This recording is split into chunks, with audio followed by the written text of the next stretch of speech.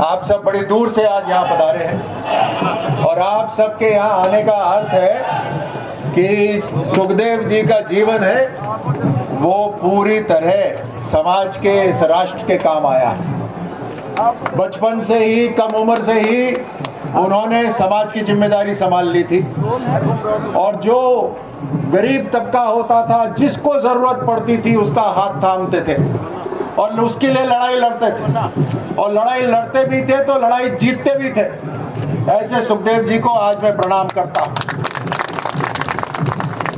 उन्होंने समाज को भी दिशा दी कि एकजुट होकर हमें रहना है। आज अगर मैं यहाँ पर उपस्थित हुआ हूं तो एक योद्धा को श्रद्धांजलि देने के लिए उपस्थित हुआ हूं। मैं खुद कर्म से योद्धा हूं, धर्म से योद्धा हूं, जन्म से योद्धा हूं और आप सबके साथ मिलकर अगर हम यहाँ श्रद्धांजलि देते हैं तो योद्धा श्रद्धांजलि शपथ लेकर देते हैं।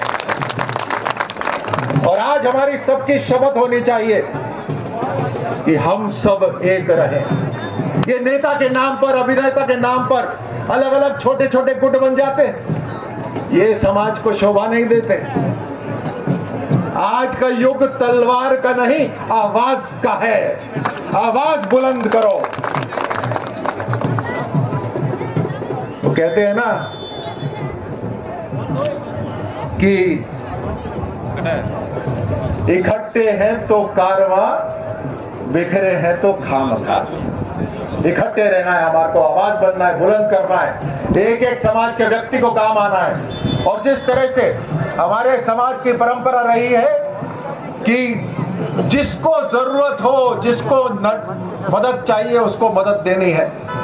हमने जो लड़ाइयां लड़ी, इतिहास के अंदर जो लड़ाइयां लड़ी है, हमारी तलवार ने सबकी सुरक्षा करी है, हमारी ढाल ने सबकी सुरक्षा करी है। उसी तरह भी जहां जहां आप रहते हो, जिस गांव के अंदर आप रहते हो, जिस ढाणी में आप रहते हो, वहां जिसको मदद चाहिए उसकी मदद करो। यही हमारा धर्म है, इसीलिए हम क्षत्रिय कहलाते हैं। और आज यहां आपके साथ आकर एक संकल्प लेकर, एक शपथ लेकर हम यही बात को तय करें कि हमारे को सबको एक रहना है, मजबूत रहना है, इस राष्ट्र को मजबूत बनाना है। अपने जीवन का कोई ना कोई मकसद होना चाहिए, नहीं तो जीत पेट तो पशु पक्षी भी बढ़ते हैं, लेकिन मनुष्य के नाते अगर हम जीवित हुए हैं, अगर हमने जन्म लिया है, तो हमारे जीवन का कोई अर्थ होना चाहिए। अभी मैं टीवी वालों को कह रहा था कि बड़ी गलती करी उन्होंने, जिन्होंने धोखे से हमला करा। एक क्षत्रिय धर्म के नाते उन्होंने मेहमान नवाजी करी और उन्हें धोखे से मारने की वहां पर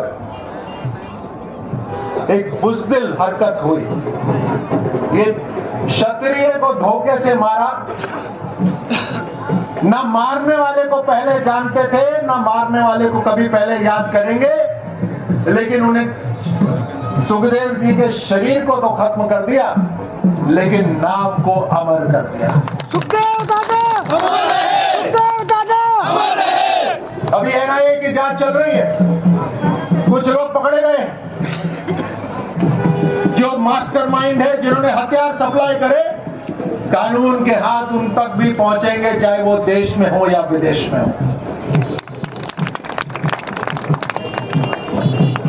लेकिन बात आज उससे बड़ी बात आज ये है कि सुखदेव जी का जो जीवन है, उन्होंने जो संदेश दिया, उस बलिदान को व्यर्थ नहीं जाने देना।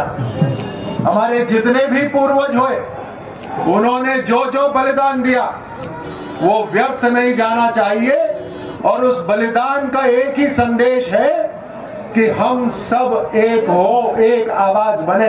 अगर एक आवाज बनने को तैयार हो तो ऐसा नारा लगाओ कि दूर दूर तक ये बात पहुंचे और हर क्षत्रिय एक हो जाए। बोलिए भारत माता की जय, भारत माता की जय।